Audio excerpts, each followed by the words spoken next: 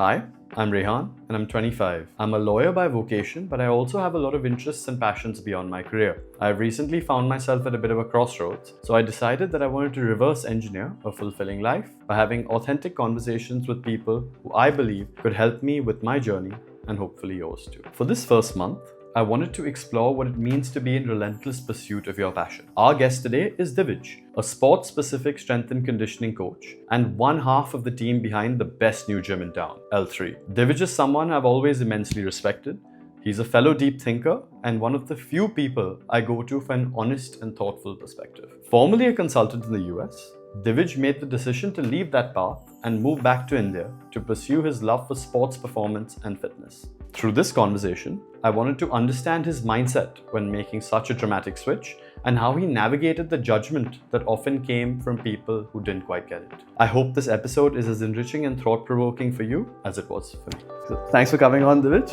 I'm happy to be here. Yes, and I start all of my pods with, what is the best piece of advice you have received and how have you sort of implemented it in your decision making throughout your life so far? I think it's been a combination of a lot of people and maybe things that I've read online as well, or in any content that I've consumed. That why do you feel that you deserve this, and why you're limiting yourself.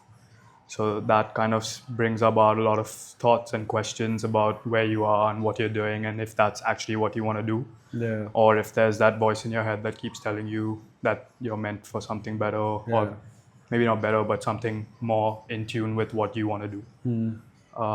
So that's something that's always stood out for me. Oh, yeah. But like, we're both incredibly introspective thinkers. I think we've had plethora of discussions of how we're in our head more than we're out of our head, and how we keep like the background noise, which is some critic, is how we try and keep it at bay at all points. Obviously, for the listeners watching and listening to us, you have had a very, very interesting journey and trajectory in your life, where you had worked in consulting, pure consulting in the US. Then by chance you came back, and you've always been passionate about fitness prior to that. Yeah. Then thereafter you've come back, and instead of getting into a finance role, you have completely pivoted, and then you have gone straight into working as a personal trainer for a little bit, and now to being a gym owner where you're training people at the gym as well. Yeah. So what was that pivot like for you, and what is your definition of the meaning of the word purpose throughout that journey, and what has that meant for you? That pivot, I think, happened more, again, a lot naturally and by chance, because I was, like you said, I was working in consulting. After I graduated, went straight into that, like within a few months. And I was there for a few years, about 3.5 years. I kept wanting things to change because I thought, it's a big company. I can maybe explore a lot of different opportunities. And I was just excited. I got to stay back in the US, and it was a big company. So that was something that I think was just in my head, maybe unconsciously. I didn't really think about it too much, but that just seemed to be like the natural progression of like go to school, go to college, get a job, and then. But something didn't sit right. Like my interests were always outside. Like whether it was football was a big thing for me since I was much younger. That kept me going always. And when I went abroad and I started playing on teams over there, it just gave me that drive to continue getting better and try to play at the highest level, which I continued doing as well. And how I got into training because of trying to play football, it just improved my game so much that I was like, okay, there's something here. I just happened to match with a personal trainer in the US. My best friend convinced me to do it. I was very against it. I was like, I think I know what I'm doing, but I was very wrong. Yeah. He opened up his own gym. So it's very similar to what my progression's been here. Yeah. So that has a lot to do with it as well. Like he and this other trainer really played a big part in that. But it just opened my mind up to, okay, I don't need to go down this one road. There's so many other things, and I can actually go after what I really want. Yeah. So that's like, that's something that how that pivot happened was, I did the job for 3.5 years. I lost my job in April of 2019 or May of 2019. And I had 2 months to decide what I wanted to do. And again, my first thing was I need to stay back in the country. So how do I get that? I started applying to fitness jobs. but again on the business side of it. Yeah. Because I didn't know what I wanted to do. If I Exactly. could even go down what I'm doing today. But it didn't work out, and I'm glad it didn't. A friend suggested to look into some courses so I could stay back in LA, maybe explore it a bit more, and that's how I got into at least the education part of it. Okay. So and Then how did you think, what made you realize that, you know what, I'm going to come back? Because although it was a victim of circumstance situation where you did come back and you reached a stage where, you know what, you definitely could have still gone on the route in India where it was take the finance job here, get into consulting here, get that plethora of opportunities once you work in consulting, like you know yourself. Why did you feel like, you know what, I'm not going to take the traditional route and I'm actually going to go really against the grain and move towards working as a personal trainer, which at the time, not like even today, there's less influencers, less Instagram, there was none of that sort, and work in a very niche specific sports training, which not many people did at the time. And what was the inner dialogue and inner dilemma that you faced then? So the inner dilemma was always like, I'm 26, 27 now. I should have everything figured out by now, but that's rarely the case. Now that I look back on it, like I don't think anyone has it figured out. And even if they do, everyone has their own journeys. Yeah. I was just going on mine. My friend played a big part in it because I saw him doing what, like I just got joy from it. Like I wanted to be at the gym all the time. I wanted to play on the field all the time. And just seeing my performance increase made me think like, okay, maybe there's something more to this. Like it can't just be gym training and football, and they're two separate things. They're one and the same. Yeah. So that's how that idea started getting built in my head. And then just because all of these things happened, I was brought back to India a couple of times. I decided to go back to LA again, but again, I was brought back to India because of COVID.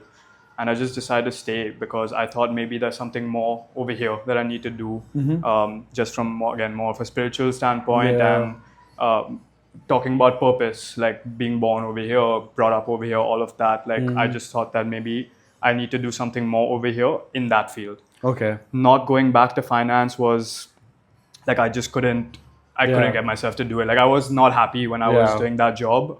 My happiness came from the field and from the gym. Yeah, from the gym. And of course other things, music, etc. But like these were the two primary things that kept me going. So the question I wanted to ask for you, based on what you've told me right now, is that you put yourself in consulting from a place of societal pressure and the needs of following the grain as to everyone has done this and therefore you are doing it as well.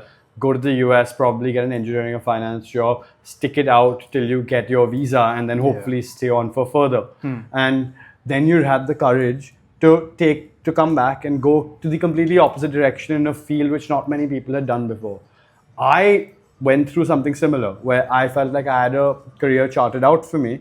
I decided to go ahead with it, then realized I didn't want to do it, and then came back and found the career that I was searching for, but in circumstances which I wouldn't have expected of it, because COVID forced me, I had nothing else to do, and therefore I thought I'd give law a try, and I really liked it then. Yeah. So what were the emotions that you went through when you were making that pivot, like subconsciously, from consulting, where you thought that was your calling, to now in the gym? Yeah, I think there was a lot of unconscious thoughts that just kept happening, and even actions, right? That's why I went into that. But when I actually started becoming a little more aware and again going behind intention and purpose, I wasn't happy. Like I wasn't happy with what I was doing. There was not too much joy that I was getting out of it, and my joy came from things outside of that.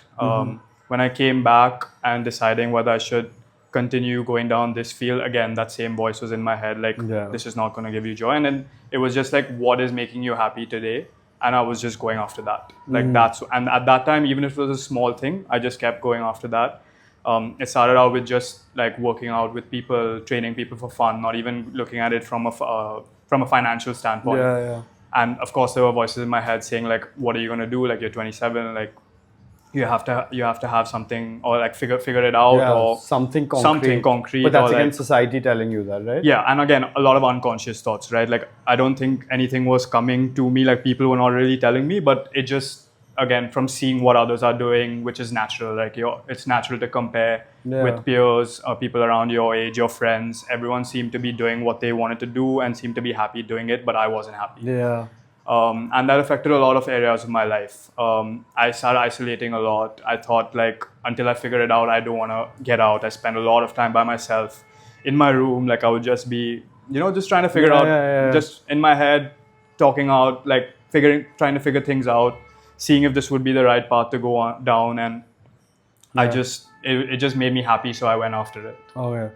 But That was a big thing. But I yeah. think it often takes courage because something that gave you happiness is something that people tend to brush away because the societal pressure is too overarching for them to go after something that makes them happy because they're afraid of being judged. Right. But did you feel like in pursuit of this passion of helping people through their fitness, did you have this like inner fear of being judged in that moment for Yes. trying to pursue what you're pursuing?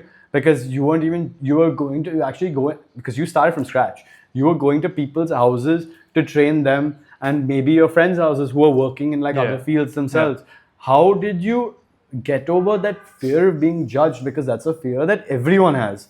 How much ever they hide it and become better over time hiding it, it's a fear that anyone innately has. And I do as well. Like I Right. personally have that fear that tomorrow have I said something I should have I done something I should have I hurt too many people's feelings because I feel things quite deeply. Yeah. So how did you get over that fear or masked that fear in your pursuit of your passion? I think that fear kept coming and going. There were a lot of times, like you said, going to people's buildings and just, being there and like my friends are around and all that. And it did get in my head a lot. But then I don't know, over time, I've figured out a way to kind of separate the two voices or multiple voices that go on in your head.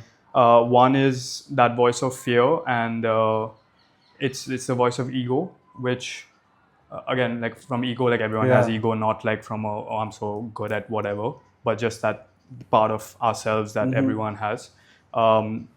I could separate that from like that inner voice of calm. So that the voice of ego or that fear would be like, oh, like, what are you doing? Like you're in your friend's building and they're seeing you train people and you're going from one place to another the whole day for a couple of years or few years that I did that. And then the calming voice always just, like if I just sat back and understood what was happening, the calming voice always just told me to keep going. And it just felt right. Okay. More than anything, it just felt right, and it just kept going. And then when talk of the gym today came up, that also kept me going a lot, course, because yeah. that was something bigger to work toward, and this was just a way to put one brick over the other and then get there. So what you're saying is you sat with the emotions that you felt and accepted them for what they were, but you knew that at the end of the day you were focusing because of obviously the privilege that it gives, like the privileged position that we are in. You focus that you'd rather be mindful of everything and self-aware and understanding that they are kind of fleeting, and then move on from there because at the end of the day you think you're going to figure it out. Is that what you're trying to say? Yeah, pretty much. Okay. And you're an athlete as well. You know how it is when you're in game, right? I can compare it very closely to game Yeah. situation where you have to just focus and zone in and you have one goal in mind.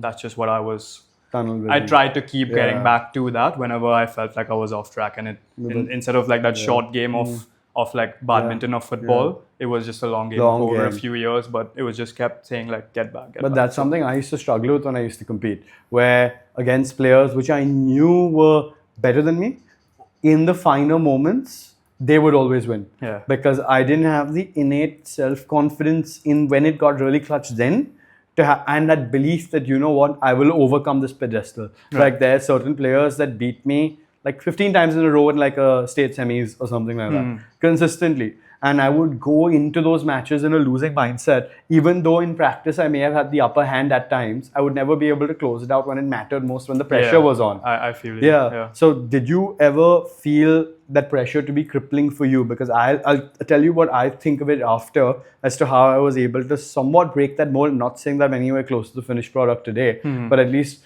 something that I wanted to try to get over. What were some of your coping mechanisms when that pressure sort of set in, and when pressure sets in, doubt sets in, when doubt sets in, you become self-critical? A lot of it was, again, just spending time by myself, writing things down, a lot of meditation, a lot of breath work, all that kind of stuff. That kind of all this happens when your heart rate spikes. Also, just kind of bringing yourself back to equilibrium and then thinking about things in a more calm, more rational manner. Also, like having a nice support system around you, my family, my friends. Not at all times that they did agree with what I was doing or what I was going after, but again, that comes from a very protective and well-intentioned place. Like they want you to succeed, they want you to do something that's maybe a little more secure, but then that security and happiness may not always come at the same thing, come at the same time or from the same thing. So that was my inner dialogue that was kind of pushing me to more towards this after just a few years of not being happy. That's kind of what just got me into that. But and, go on. And just going back to the practice thing, that's something I struggled with a lot as well, because I felt while playing football also, I felt in practice I could do anything. Like I was untouchable. Everything was just flowing. In games, sometimes that wouldn't happen. And again, it was more to do with the inner critic, the inner dialogue, that maybe it was just like I didn't think I was good enough to even be on the team or start or anything like that. And that plays a part in life as well, right? Fully. Like anything you're doing, that imposter syndrome kicks in and all that kind of stuff. Fully. But then it's again, like it's all about the conditioning you've gone through for years and years. Not to blame anyone or anything, but just whatever we consume, right? Like, and there's so many different things where it's filled with stimulus all around us. So it's just that kind of just gets built in you. But then when you start separating that, that's when you realize like, okay, what's true and what's not true. But did you feel like throughout this journey of yours from consulting to here, when did you start developing and believing more in your own thoughts? Because I think there's a very, very fine line balance between, as you said very correctly, the content we consume, we become the content we consume. In a way, we become a subject of the people around us. We become a version of ourselves that we're not proud of, depending on our community. All of that is interlinked to where we spend our time at its core. And over here with where you did consulting, or like me in like a plethora of examples I can think of, I've put myself in situations where I realized that in the long run they weren't beneficial to me, and I was just doing it to fit in. And so when did you have that belief that, you know what, I'd rather be happy standing out than trying to fit in? Because most people today do not have that courage to try and be who they are and be absolutely comfortable in what they want to go after, and of that sort. When was that feeling for you, and what did you feel at that time? Was it a sense of liberation? What is a sense of pride? What is a sense of fear and anxiety? What were those emotions that you felt when you made that switch? When I made the switch from consulting moving back, gym trainer, going to each person's houses, stuff like that. I think it developed over time. I wouldn't say that there was any point where it just happened, but I would again attribute a lot to just playing sport and wanting to be better and wanting to make the team, and like being kicked off a team once hit me so hard that I was like, how can I be better? So all of that kind of played into that. So it just pushed me to do things like maybe do things again, like you said, do things differently, maybe not go out as much, focus more on my rest, recovery, all that kind of stuff. So like the important things that we can kind of take for granted. And a lot of times I'll be like, shit, and even till today actually, like a couple of weeks ago I had the same thoughts where I'm like, am I doing if I'm doing the right thing, or if I'm just being too serious and not enjoying life. So those thoughts come and go, and I think there are phases. We've discussed this. We have. Where I think both of us have like sat and we've discussed about the fact that sometimes I get told as a person I'm very intense. And I have taken that in my stride, obviously, because I realize that by nature as a person, I am a deep thinker. I usually question a lot of things in my life, which is why hopefully through this conversation and all the other conversations here, I find some of the answers to my own questions. But when I hear the fact that I'm intense, my first thought is, you know what can I do to be less intense? Because if it means that I end up fitting in more. And I think just like quite recently, I had this feeling that, you know what, it's okay to be intense. I'd rather be intense and be who I am than try and be, let's say, slightly more like upbeat, incredibly jovial, and person who's like capable of having small talk or then, because that's not me. And I feel very inauthentic in those situations, and it saps energy out of me. So given like someone like you are very authentic to who you are. Did you work towards that to to actually achieve that level of authenticity? Because I don't see you as someone currently who does things for the sake of doing that. You do well-intentioned things. So Yeah. did you build up to that as well? And what was that journey like for you? Because you're obviously slightly older than I am. Yeah. It was all about intention, and it happened much later because there was a lot of my life where I was kind of just doing things just to fit in, or because everyone else was doing it. But now that I think back on it, I can see that that's not what I wanted to do. A lot of kind of just giving into, or just not knowing how to say no to things. Yeah. That kind of, I did that for a long time. You probably do it still today to some point. But again, just sitting back, sitting with yourself, and understanding like what actually you want to do. And just speaking about intention is like, why are you doing anything, right? Like, what is the intent behind anything? Like, whether it's going out at night or sleeping at 10 p.m., whatever it is, like, why are you doing it? Yeah. That kind of kept me. I would ask myself that often, and I would more often than not make the right decision that way. Yeah. But again, there's a lot of times where you don't, and then you just and then fit FOMO in. kicks in. Yeah, Like when I gave exactly, my yeah. solicitor's exam, where I took like about 7 months off and just like went underground and studied. Like my life depended on it. I had to cut out a lot of things, but the one thing I kept struggling with the most was FOMO. Like, oh, my friends are doing this, I'm not there. Or I have to study 10, 12 hours, and I would like crib about my situation internally and externally. But I would still go ahead and do it, but I would force myself to be in a very poor state of mind, where instead I could have been in a mindset of, while I was doing that, you know what, I should be privileged and proud that I get this opportunity to read a subject that I truly enjoy and will see a lot more benefits of it in the future, rather than criticize my situation, be like, you know what, it sucks, because it does suck. Yeah. But look at the positive outlook of things and see that switch. Do you think that, how do you go about that process in that internal monologue of yours? Because you said you take a minute to think always, which is a good book also, by the way, for people. What is the process that you follow when you take that minute to think? And how do you then reframe that thought to be far more positive than taking the easy route, which is negative? Yeah, the negative thoughts will just start ASAP, And it's right? a Like they freaking just keep cycle. going. It's just, so maybe something I read somewhere or just happened through like years of just doing my practice and meditation and this and that is about being the observer, right? So like separating yourself. So I would imagine myself, or whatever form of myself, to see what decisions I'm making, and then kind of take a decision from there. Like, again, going back to intention, right? It was all about, are you doing it because other people are telling you to do it because you don't want to look bad in front of anyone, or is it what you actually want to do? So that doesn't happen all the time, but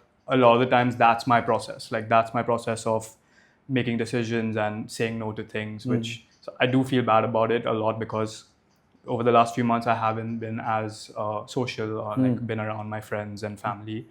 But it just seems like this is a phase to do that, because we have different phases in life, right? Like, I've done a lot already, like all these kinds of things, the dinners, the travel, the partying, I've done it, right? And it's not going to stop either. Yeah. But it just felt like this was the time at the start of this year to just zone in, focus, and just go after this. Yeah.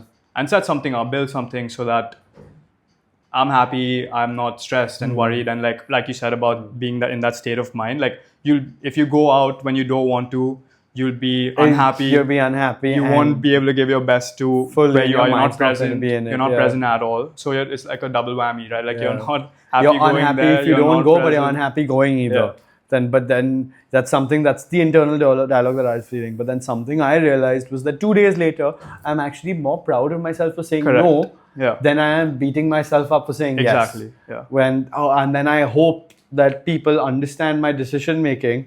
And if they have your back, I think they do. And if they don't have your back, they don't have the best interests of. They don't have their best interests for you. Correct. Which I think is something I've also learned now to deal with, because I went through a phase where I wanted to be really liked by a lot of people, and I would then become like an immediate people pleaser, because growing up I was very isolated.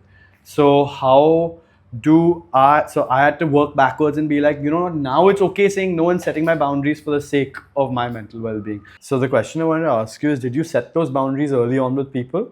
And how did those boundaries evolve over a period of time when you realized you wanted to prioritize yourself in this phase of your life? No, I didn't set those boundaries early on, and I think because of that, when I did start setting boundaries, it became super rigid.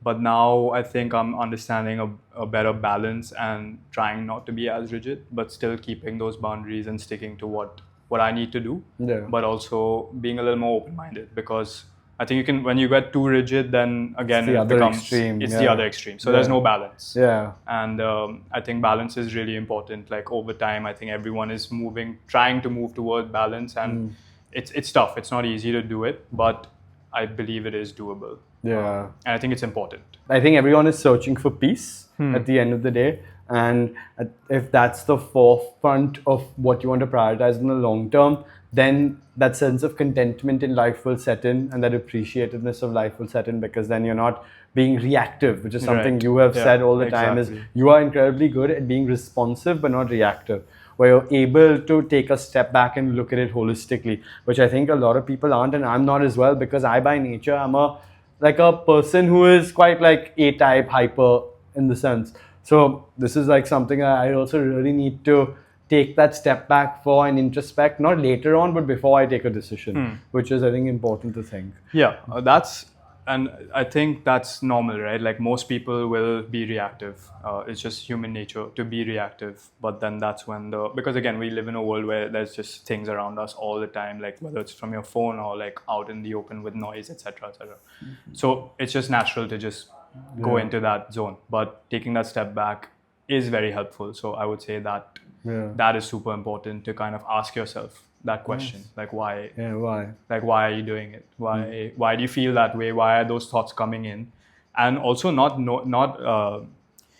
thinking that just because you're having these thoughts that makes you a person with these thoughts. You are just having these thoughts. And these thoughts everyone goes through.